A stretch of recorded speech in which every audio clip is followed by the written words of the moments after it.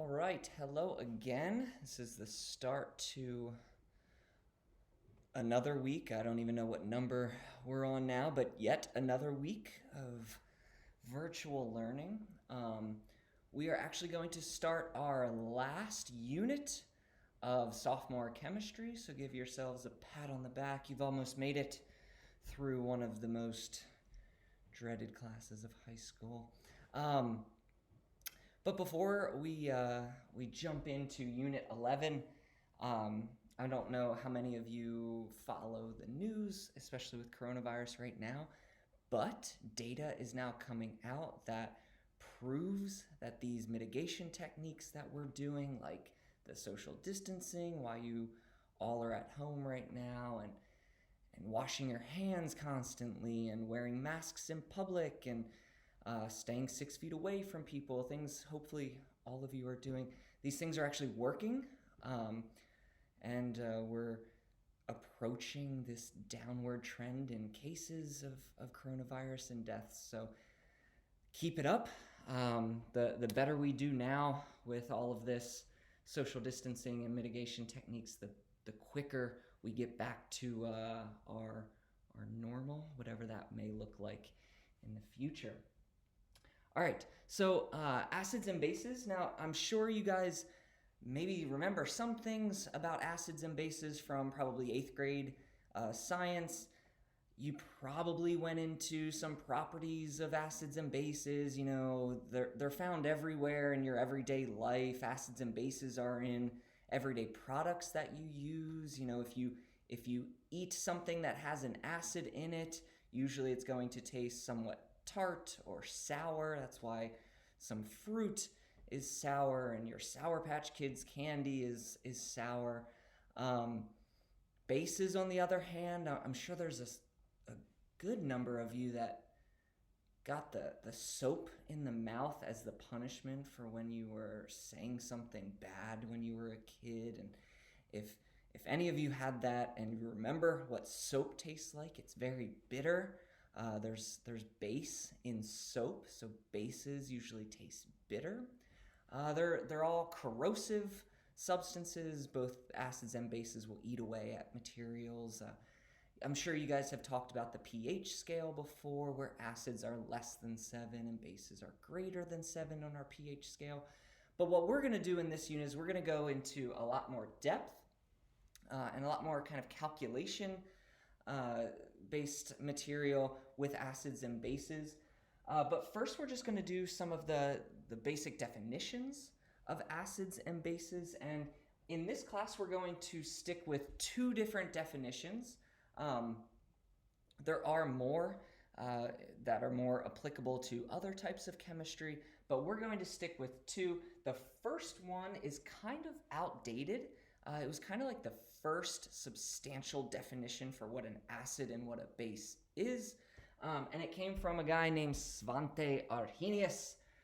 He was a Swedish guy that did a lot of experimentation in chemistry and physics. But what he said was that an acid was any substance that produces H plus or protons when dissolved in water. Okay? And what this means is basically take any acid that we've been working with throughout this year. Like one of them that we've used a lot is HCl.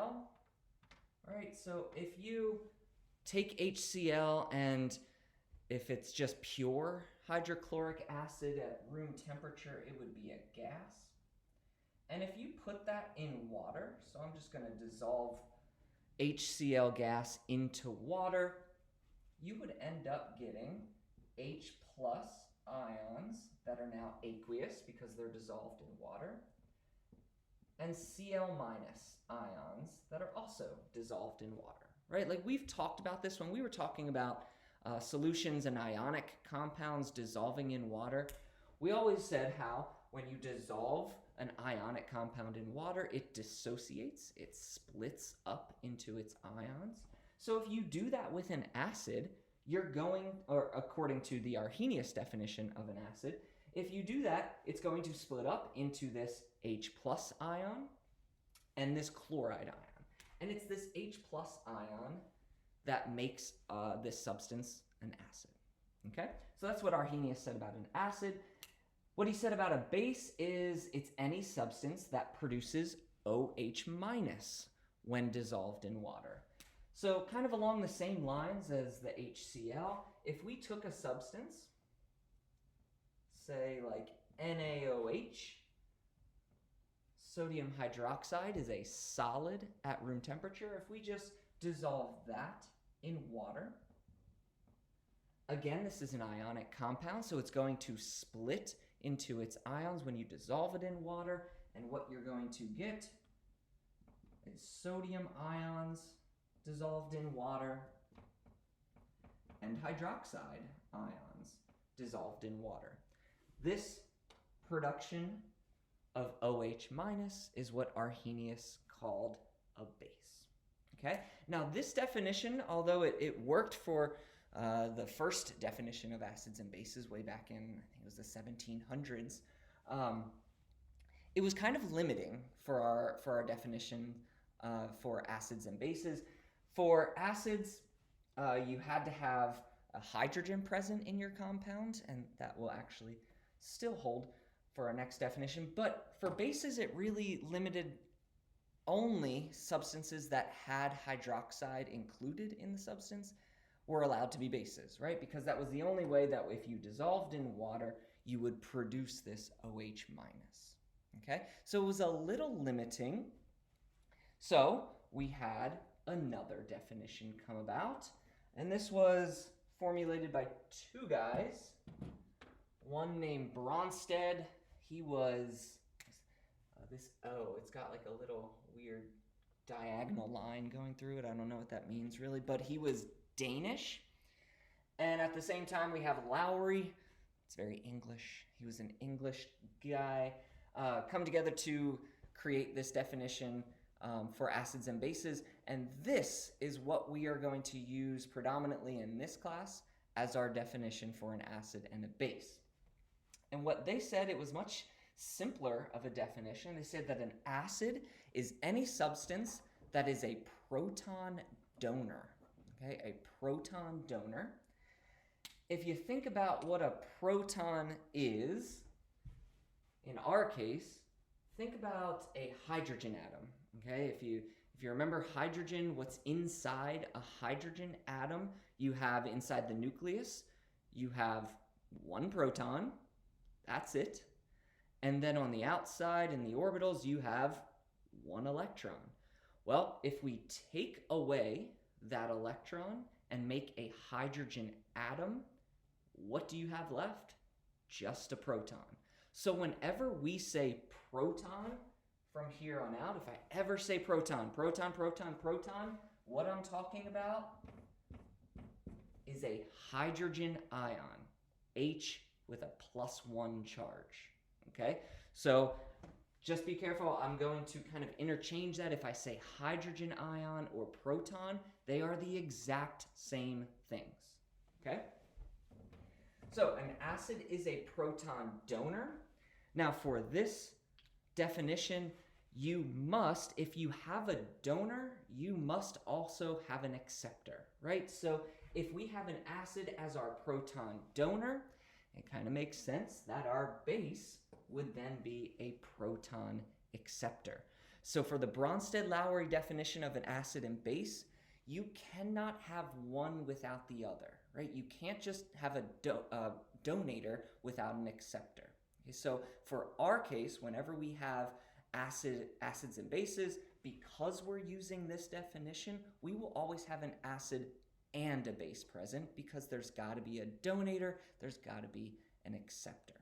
Okay, so let's show you kind of what this means, and I'm just going to give you kind of a general example first to introduce this concept of a donor and an acceptor, and then we'll do more kind of intricate examples of Bronsted-Lowry acids and bases.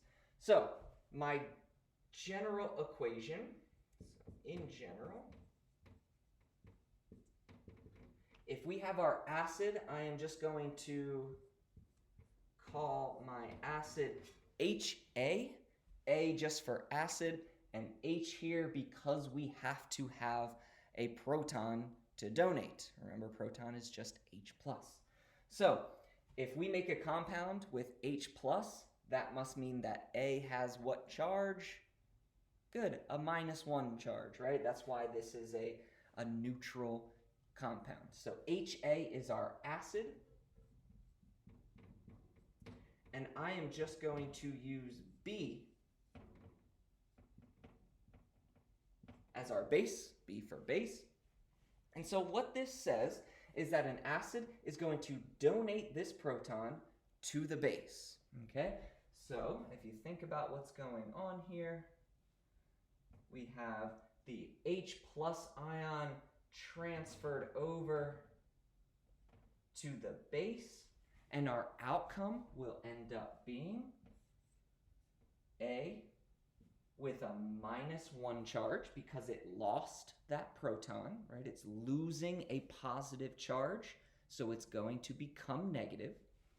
And then this base, as I have written here, is going to become a +1 charge once it gains that proton, okay? So since we're transferring a charged proton, you do have to worry about the change in charge of your substances. The acid here will always lose charge, right? It's going to decrease in charge because you're losing a proton. The base will always increase 1 in charge because you're gaining a proton, okay? Now, we did that equilibrium unit last week for a purpose, okay? And the purpose is because these Bronsted-Lowry acid-base reactions can always progress either in the forward reaction or the reverse reaction, okay? So if we went in our forward reaction, HA is our acid and B is our base. But look at it in the reverse reaction. If we think of it as we're starting with these two substances and we're going backwards, well now, what would be our proton donor? What would be our quote-unquote acid? If you look at this, if we go right to left, the HB+ is going to end up losing a proton when we go backwards to become B. Our A- will accept that proton to become HA, okay? So you also have an acid-base reaction going backwards as well. Because of that, we call these substances something special. The acid becomes what we call the conjugate base, okay? And the base from the original reaction becomes the conjugate acid. And hopefully that makes sense because when we go in the backwards direction, the reverse direction, this is our acid. Well, we can't just call it the acid because then that would be confusing which side we're talking about, the acid on the left or the acid on the right. So what we always do is we have an acid and a base on the left side of our reaction. We have our conjugate base and conjugate acid on the right side. If it progresses in the reverse direction, here is our acid, what we're calling our conjugate acid, and here is our base, what we're calling our conjugate base, okay? So hopefully that makes sense because we are going to have to keep track of these, of the names of these substances in every acid-base reaction, okay? Acid bases on the left, conjugate acid, conjugate bases on the right, always with Bronsted-Lowry acid-base reactions. Okay, so let's do a real one. This chemistry lecture brought to you by Costco-sized coffee, fueling my newfound pandemic addiction to caffeine. You still taste disgusting though.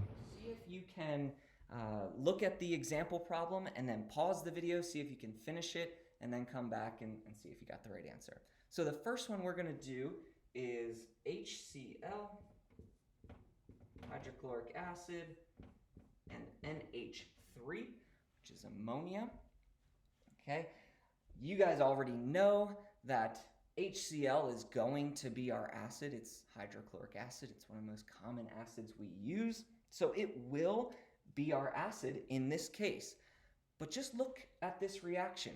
There's nothing that, if you didn't know anything about HCl and NH3, there's nothing in these substances that says one is the acid over the other, right? Because what does it take to be an acid in Bronsted-Lowry definitions? All we have to have is a proton. All you have to have is an H+ ion somewhere in that substance. Well, both of these technically have H's that they can donate to another substance. So technically, either or could act as an acid. Now, we'll talk about in the future why some will act as acids or bases over others, and that'll deal with acid and base strength, how strong of an acid or base it is. But for now, I'll just tell you that this is our acid, and this is our base. And what I want you to do is figure out what the conjugate acid and the conjugate base would be for this reaction.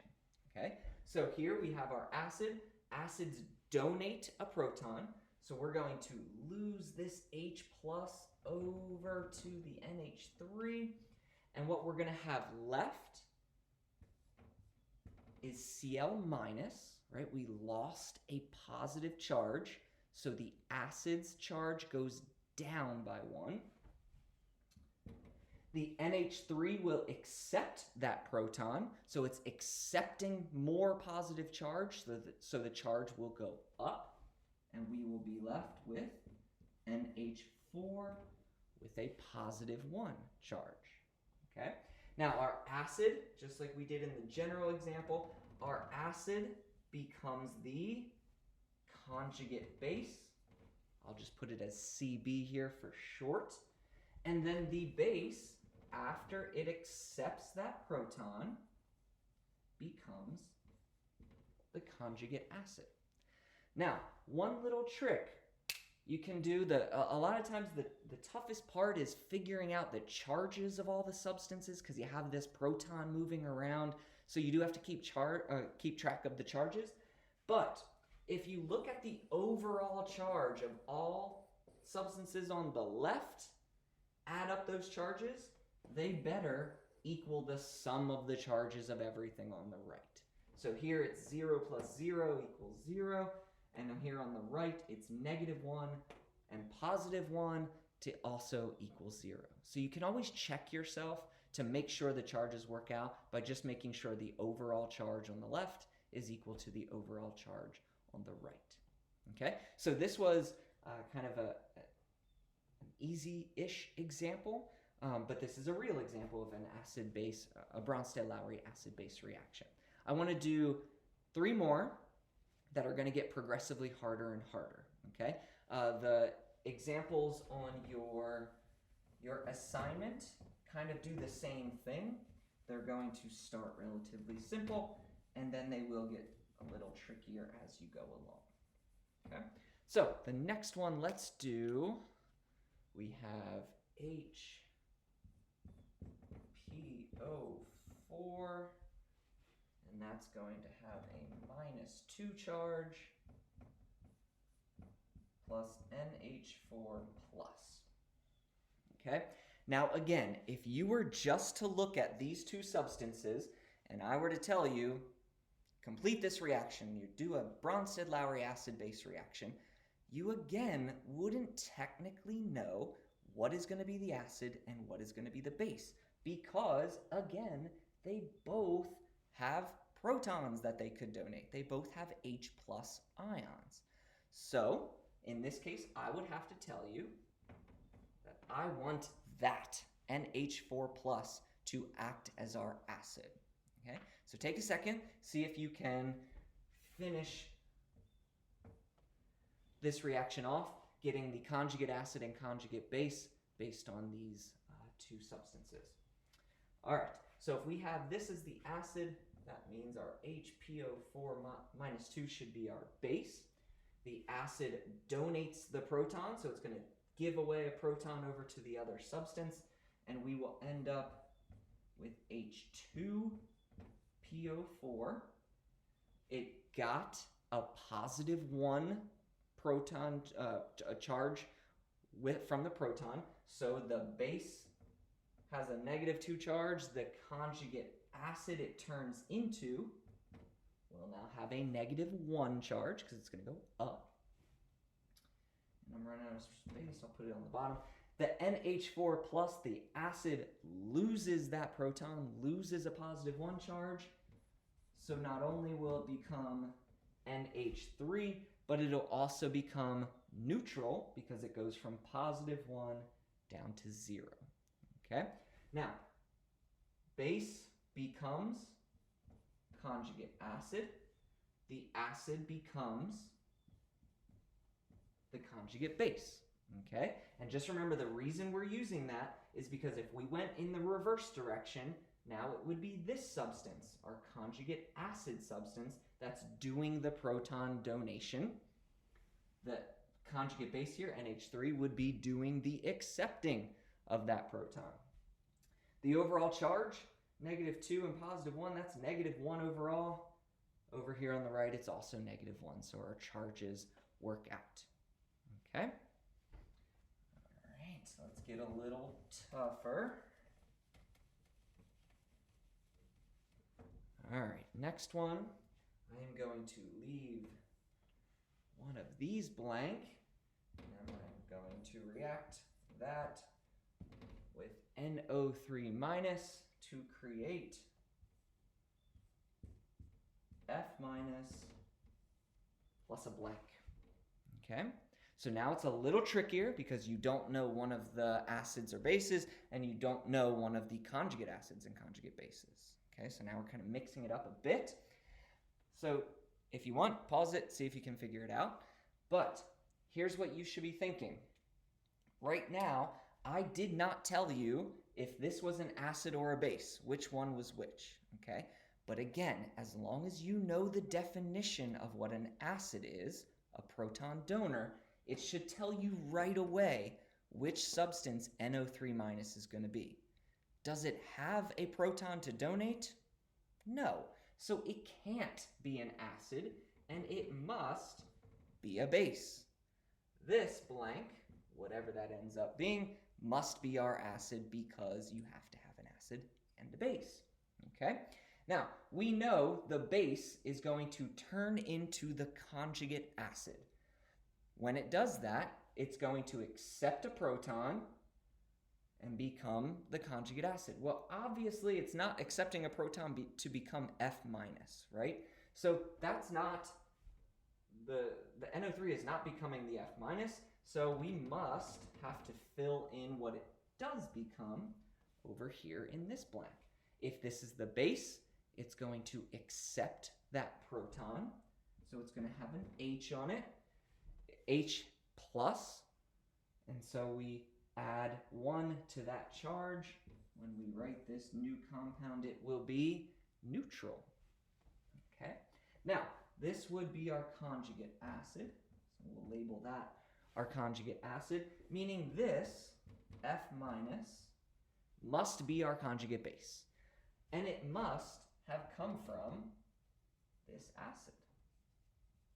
Just remember what acids do. They donate a proton to become the conjugate base. So what must have this originated from in order to become F minus? Well, it had to be HF. Okay? Now, because we're putting that H plus back on, the charge is going to be increased from that F minus just because we're going backwards. So we're doing the opposite of what we just did in the previous problem. And so the charge will go up. Okay? So that was the next one, and we have one more tricky one where I am going to leave both reactants blank.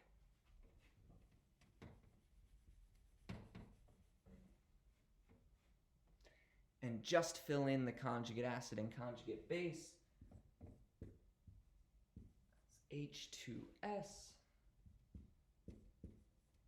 and Br minus. Okay? Now I will tell you, and you could probably figure this out, but I'll tell you that this is going to be our conjugate acid. All right, the H2S is going to be our conjugate acid. So take a second, see if you can figure out what acid and base this conjugate acid and conjugate base must have come from. And if you think about it, the conjugate acid is what happened to the base after it already accepted the proton. So if we're going backwards, and I'll just go backwards here, this must have come from the base, and the conjugate base comes from the original acid. Okay, so we'll connect it like that. And so what must the acid have been to enable it to donate a proton and then become Br minus? Well, we know that it had to have had a proton in the beginning. So we'll put HBr. And now let's figure out the charge. When it lost that +1 charge, it became -1.